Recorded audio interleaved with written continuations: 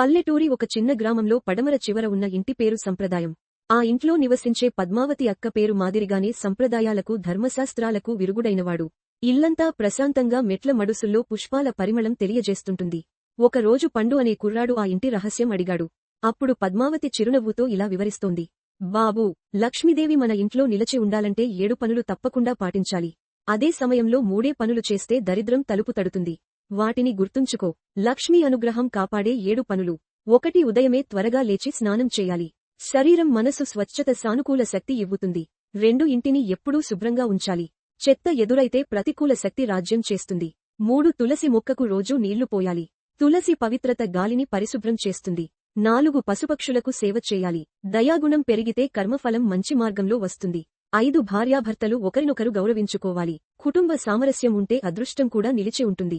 6 తులసి చెట్టు దగ్గర దీపం వెలిగించాలి. వెలుగు విజ్ఞానానికి మార్గం తెరిచి ఐశ్వర్యానికి దారి చూపుతుంది.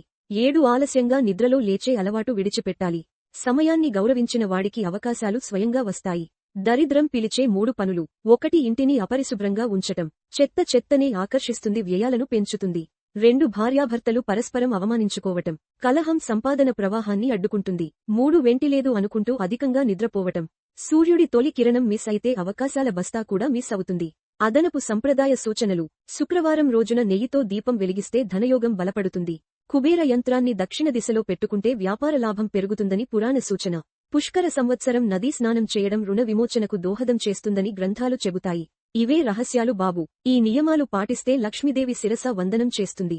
అదే విధంగా తప్పుల్ని చేస్తే దరిద్రమే ముందుగా వచ్చి తలుపు తడుతుంది. ఈ కథ మీకు ఉపయోగపడితే వీడియోకు లైక్ చేయండి. ఇలాంటి మరిన్ని కథల కోసం మా ఛానల్ను సబ్స్క్రైబ్ చేయండి.